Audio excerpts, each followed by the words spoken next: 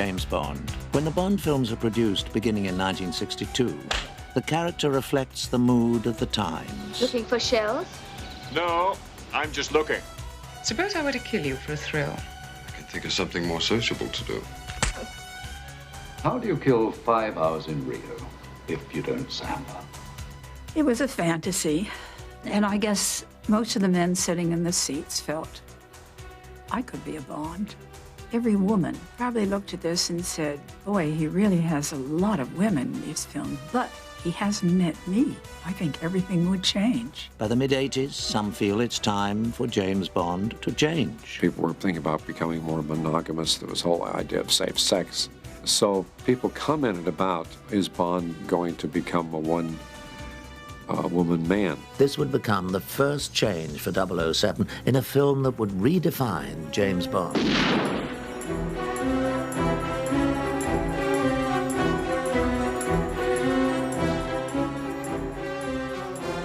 With Roger Moore's retirement from the role of 007, Michael Wilson and Richard Maybaum embark on a script for the next film without knowing who will eventually play James Bond. One of the ideas that was looked at from time to time was the possibility of exploring Bond's roots to show where he had come from, to show his background. He's always been a veteran character. He's been a fellow who is experienced. Cubby felt we shouldn't really look backwards. Instead of creating a story which deals with Bond's beginnings, the writers return to the source. The short story is basically the beginning of the film.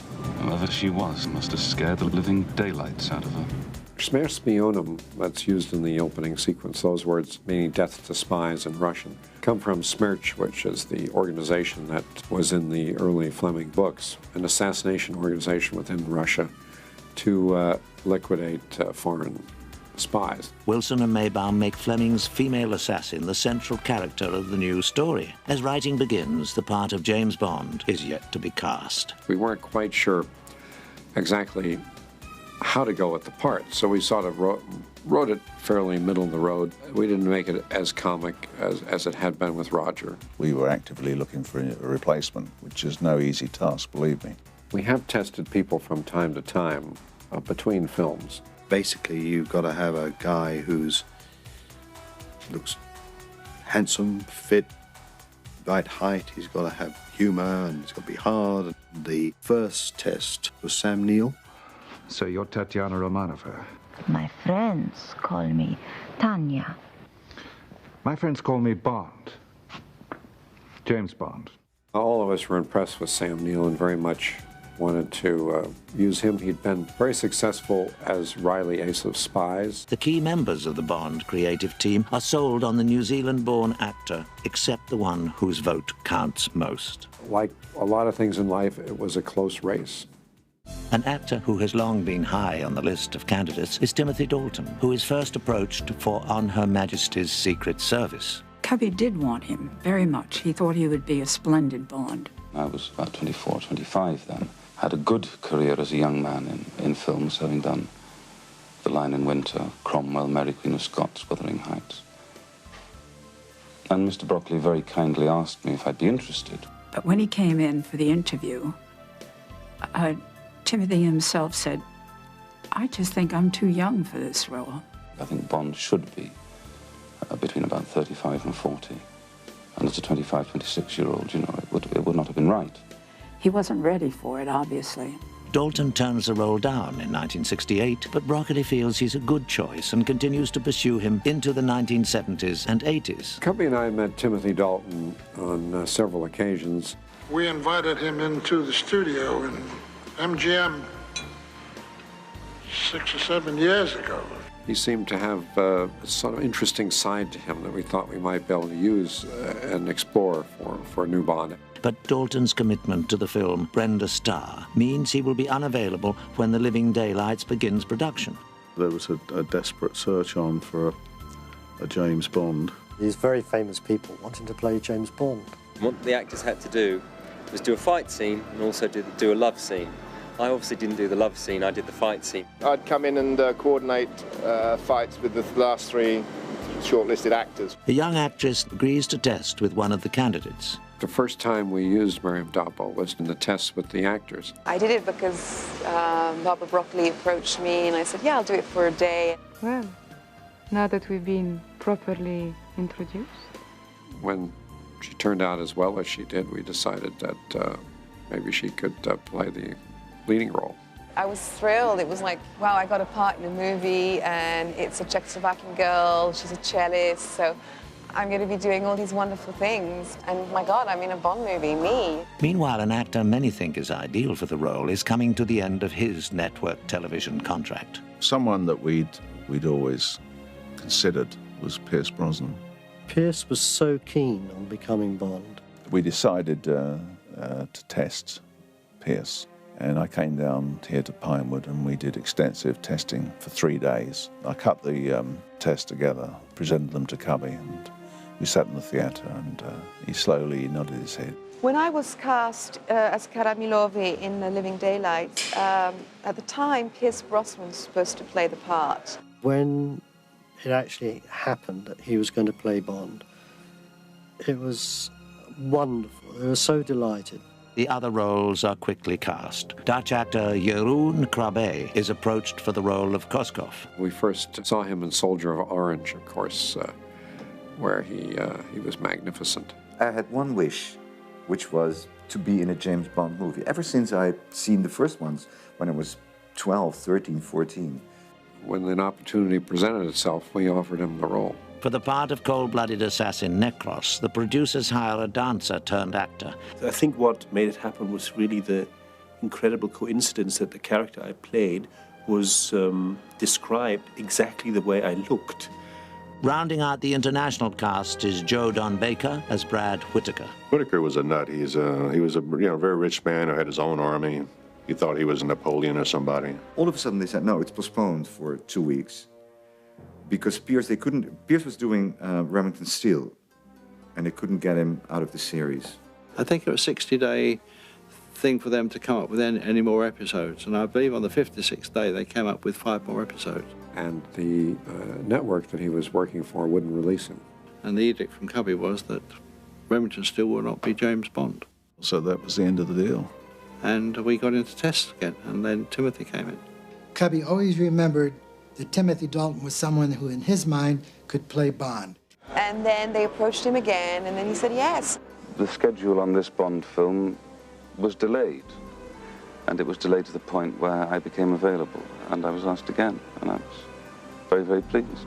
Dalton is suddenly a very busy man. He is scheduled to begin The Living Daylights within days of finishing Brenda Starr. The script is now tailored to Dalton's strengths. First and foremost, I wanted to make him human. He's not a Superman. You can't identify with a Superman.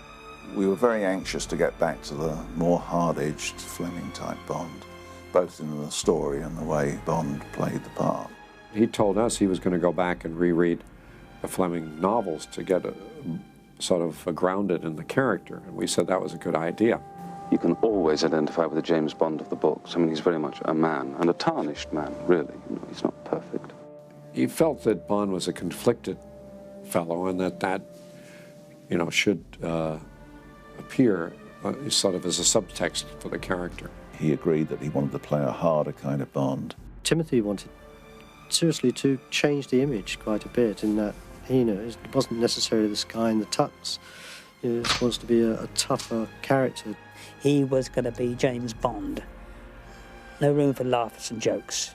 I wanted to capture that occasional sense of vulnerability, and I wanted to capture the spirit of Ian Fleming. We were very happy with that. Filming begins on Gibraltar on September the 17th, 12 days before Dalton is scheduled to arrive for makeup and wardrobe tests. Bond film veterans B.J. Worth and Jake Lombard contribute to the pre-credits parachute jump. We filmed on Gibraltar and we did a little skydiving sequence out there. Jumping out of a Hercules was relatively straightforward. It was the landing, because it is very inhospitable terrain. The winds were very squirrely all over the Rock of Gibraltar. B.J. Worth and his boys had quite a tricky job. They had us landing in places that were extremely hazardous, And actually, a couple of them they were going to do with a crane and lower somebody down. And we figured we could probably do it better ourselves and much, much easier. And we ended up getting lucky. The 3 landings of the 3 00 agents, we did all in one day and just knocked them off. Boom, boom, boom. One stunt poses problems for the filmmakers. We were faced with a situation about the stunt with the Land Rover. We decided to go out into the Mojave Desert and take a lightweight Land Rover out there and drop it with somebody on it and see what happened. You can't just start dropping cars out of the sky and hope that they land safely. We were planning to use a parachute so we could do take 2 with the Land Rover. We attempted it twice, and on the second occasion, the parachute that they put inside didn't open. It got wrapped around the Land Rover. So all we got was a Land Rover that looked like it had been dropped. Well, it was dropped from 2,000 feet. Instead of being about 6 foot high, I think it was reduced to about 4 inches. It had just flattened completely when it hit the ground. It was an absolute disaster. It crashed down into the Mojave Desert, and there wasn't much of it left. We then reverted to Plan B, and we fired a Land Rover off of Beachy Head with an air cannon and had a radio-controlled rig inside it to release a parachute to pull a dummy out of the top of the Land Rover, and then we blew it up.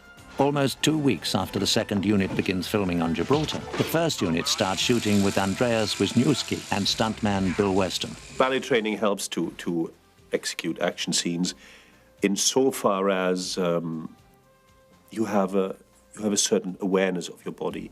I had a big fight with Bill Weston. During the course of these 3 days it took to film this fight, Bill fractured a finger and I knocked him out once. The next day finds the crew on location at Stoner House, doubling for Bladen Safe House. The first thing I actually did was me being kidnapped from the estate. I liked Timothy on the spot, and we had a wonderful, wonderful, wonderful time together. I'd in fact just come off doing a film called Brenda Starr in America, which I finished on the Saturday, flown to England on the Sunday, and started work on the Bond film on the Monday. And he was completely jet-lagged. He hardly had his tuxedo on, and he had to do this scene. Despite jet lag, Dalton throws himself into the role, especially when he joins the second unit on Gibraltar. They sent Timothy to me, and I had a message from Cubby and from John and from Michael Wilson saying, don't damage him. Very good at action, Timothy, and he was a good mover, and he was very keen to do as much of his own stunt work as possible. When I felt that I could do and should do the action that we see in the film, I did it. He was up on top of that Jeep. He was on the side of it. He climbed down. He did a lot of things himself. I knew that he was strong enough. It's whether he had the courage to hang on the top of that. And it was 1,300 feet drop down the side of the mountain. We got him on top of the Jeep. And I said, all we want, Tim, are just some nice big close-ups of him. Oh, but I can do it. I can swing around, you know. I said, Tim, we just want some close-ups of him. We don't. And he was so keen, and he was throwing himself around. He was throwing himself off the side of the truck, and my old heart was going like this. The producers weren't too happy, but they accepted our judgment, and he did it safely, and he did it spectacularly. And he went down the side of that hill, hanging on the top of the Jeep. Great courage. A few days later, in Vienna, Dalton faces a bigger challenge, being introduced as the new James Bond to the world press. It was a madhouse filled with people from all over the world anxious to meet the new James Bond. The new James Bond, Mr. Timothy Dalton. When we arrived in Vienna, we had a huge press conference, which kind of took over me even thinking about it. The press conference in Vienna, for me, was completely overwhelming. I think Tim sometimes had problems with the amount of exposure and the publicity. Timothy is a very shy person. One of the qualities that I might share with a secret agent who works for the British government would be their desire to keep their private life and their thoughts about it private. You think to yourself, oh, you know, I'm the same guy as I always was, and how can this change my life? But suddenly, everything you do, you're recognized, and you're underneath that microscope. So many photographers, hundreds of photographers. So maybe it was a bit overwhelming for him. Media interest, the public interest in the character of James Bond was more than Timothy could consider. He knew it would be a circus, but I think down deep he didn't believe it would be as bad as it was. For director John Glenn, shooting at Prater Park is like returning to his roots. We shot in Vienna, which was reminiscent in a way of one of the early films that I ever worked on in the film industry, The Third Man. It was the amusement park where Orson Welles and Joseph Cotten made The Third Man, and we did film a scene on the Ferris wheel where they also filmed. So that was very nice. Meanwhile, back in the United States, B.J. Worth and Jake Lombard have some high-altitude action of their own.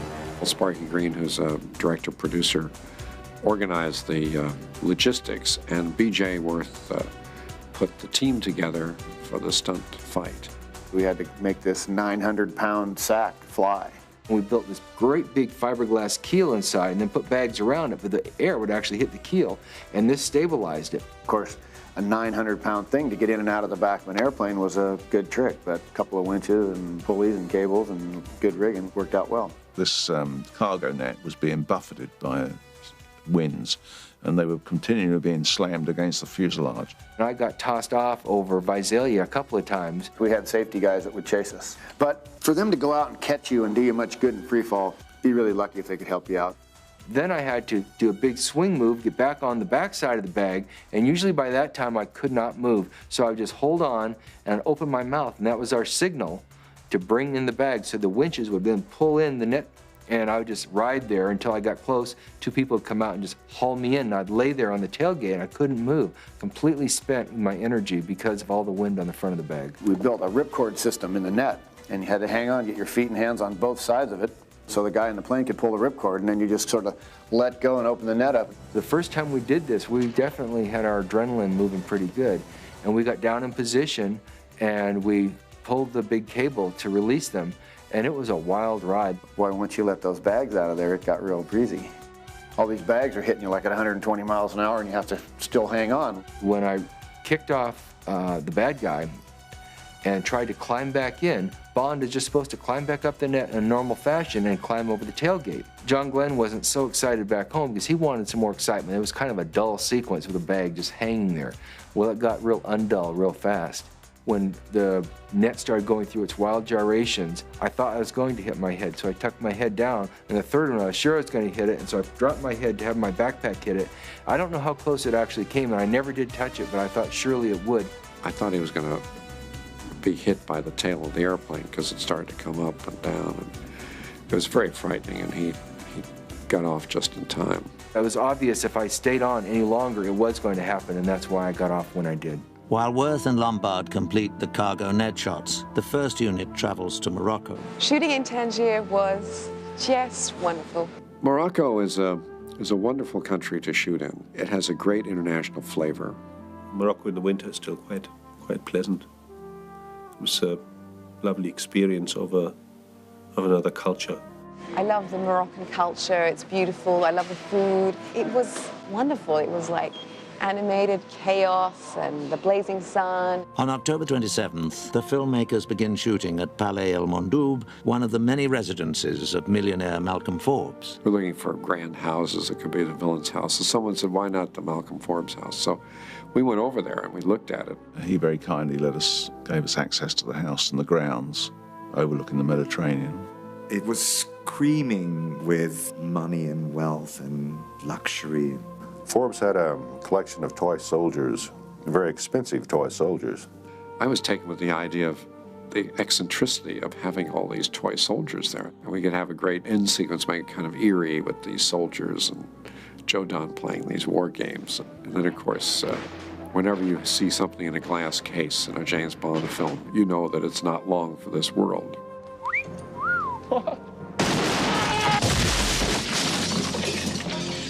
Halloween finds the special effects crew up to their usual tricks at the airfield at Ouarzazate. The shot of the Jeep being ejected and landing was done by John Richardson as a model. The tricky thing was getting it at a predetermined altitude because it had to be something like 2 feet off the ground, which is very low. When you look at that stuff, incredible shots.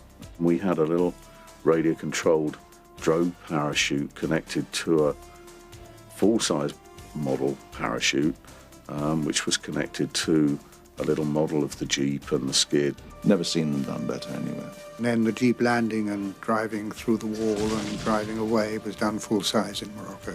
The following week, Richardson rigs another high-flying stunt. We had a sequence done in Morocco where Tim was supposed to be driving or riding a magic carpet.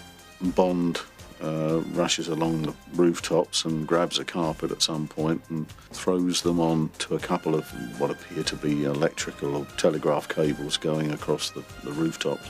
The scene got a little overlong, and it was one of the tough decisions one makes in the editing room later on that we could do without it. Throughout November, the crew films the exciting climactic battle on the airfield at Ouarzazate. Ouarzazate is sort of just over the Atlas Mountains, high desert area, before you get into the rolling sand dunes. And it was a good match for Afghanistan. There's this studio called Atlas Corporation Studios, and when you drive up to it, there's an enormous wall with very large letters above it, and that's it. It is one wall. On the other side, it looks exactly the same. It's desert. Shooting in the desert was mesmerizing. Getting up at 4 a.m. and seeing the most beautiful dawns, finishing at the end of the day with the most beautiful sunsets. We were able to use an international airfield to build our set on. We found the cooperation there to be outstanding. A lot of the army turned up with their own weapons.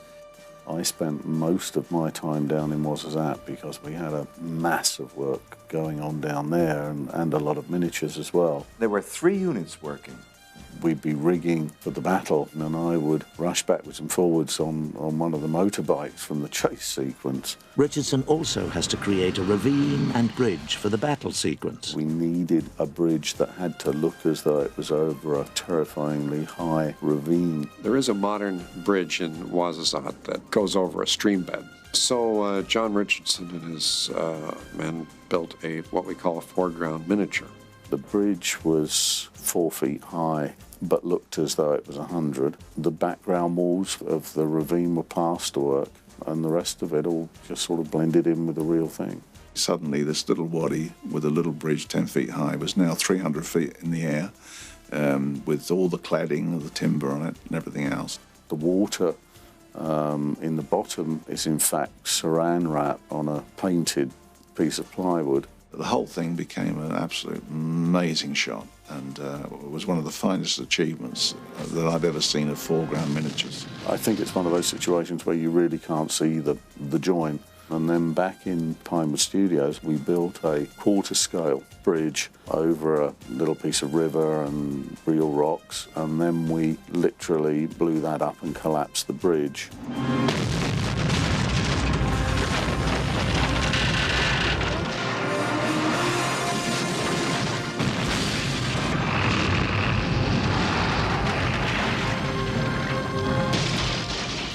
Other illusions are achieved in a slightly more low-tech way. When we came to the actual shot of where it mounts the ramp, of course it was impossible to do on the real aeroplane. It was just far too difficult and dangerous.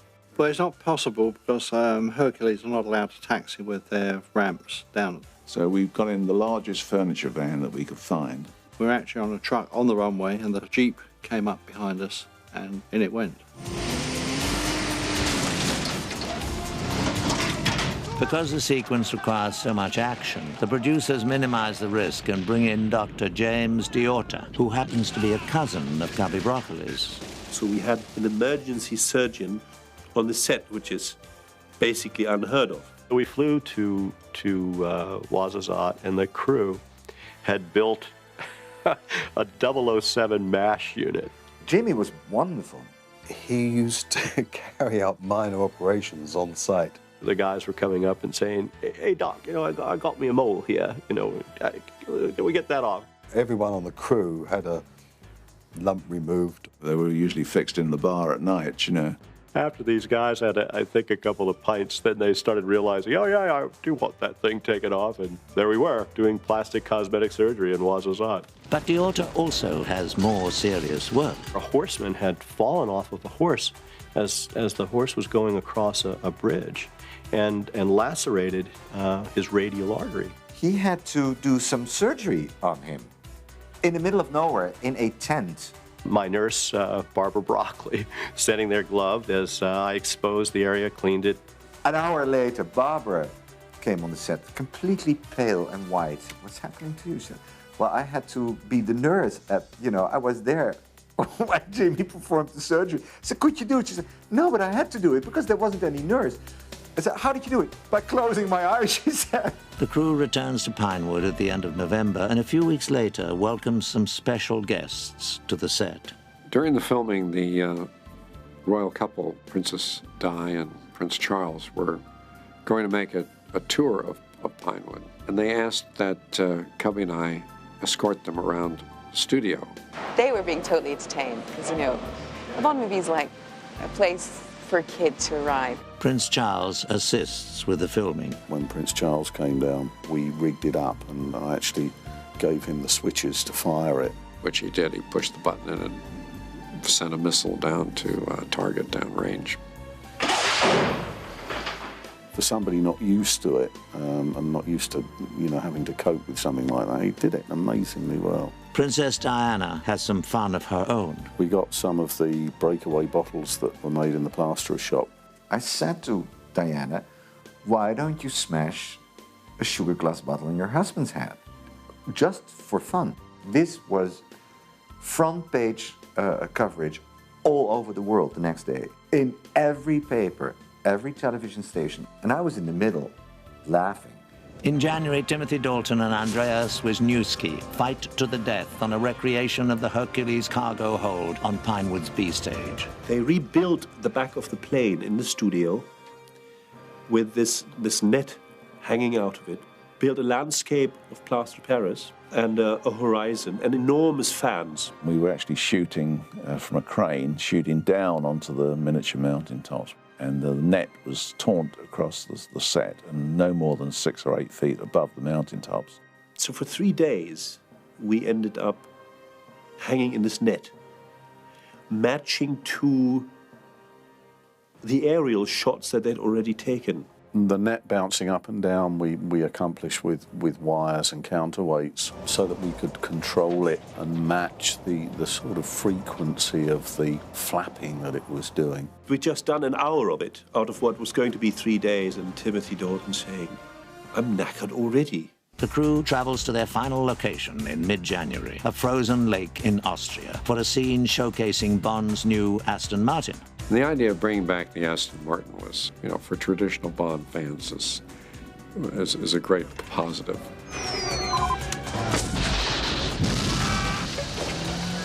I've had a few optional extras installed.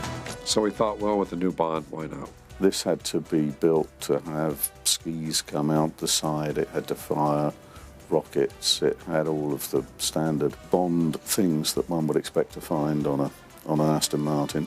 The Aston Martin has always been a favourite of ours, with Bonds from Goldfinger on. The extreme weather makes things difficult for the effects team. We had to fire the Aston Martin up a dam and had to go over the top of a hut in the chase.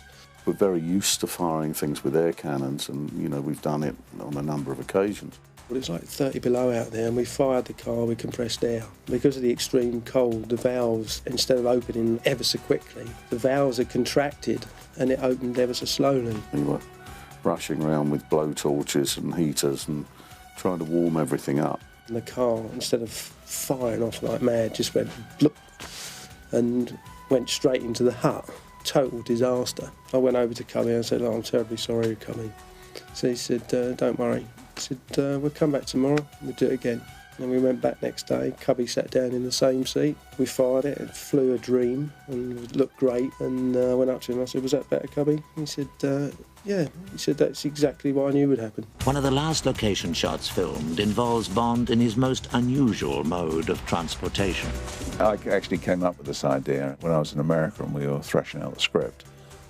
And Dick Maybaum said, oh, it's impossible, they couldn't fit in a cello case. I have to say that Dick and I had our misgivings, and Cubby as well. And it just so happened on the music stage at MGM, they were having a session. John got a hold of a cello case, and he had us come over, and he actually sat down in it to show that it could be used. And from then on, they were all for it. For the scene, a special cello case is devised. This cello case doesn't tend to run all that true without some sort of guidance underneath it. Sort of tended to spin round in circles. The altar cello case in fiberglass with skis on the bottom of it, and control handles were built into the sides. Shooting the scenes riding with the cello case lasted 3 days. I think they loved that, actually. I did not enjoy that. I had quite a whale whizzing down the slopes on that. I did not enjoy that at all. There was times when it went out of control. I was the one who had to control the cello case as we were going down the slope. And there were times where we were hanging on the back to slow it down. And on one side was the ravine, and down at the bottom was the camera crew. One time it went past me and I dived at it because the shot was over and they were still carrying on. Timothy weighed more than I did, so it kind of was slightly off balance. If we didn't stop them, there was a long way down the piste, and it would have become very dangerous. Plus, they put firecrackers underneath the snow, so it looked like they were shooting at us, and I have a phobia of explosions. They both were screaming with delight. I hated doing those scenes. Doug! We've nothing to declare! The Living Daylights wraps production in February. The coming attractions promise a more dangerous Bond, and Dalton delivers, delighting fans of Ian Fleming's spy sagas. We don't expect him to be copying Roger Moore or Sean Connery. I mean, he's an actor, and he has his own interpretation. He portrayed all the smouldering qualities that we were trying to introduce into the picture, and he was very good in the love scenes. Certainly the action scenes, remarkable debut, really good.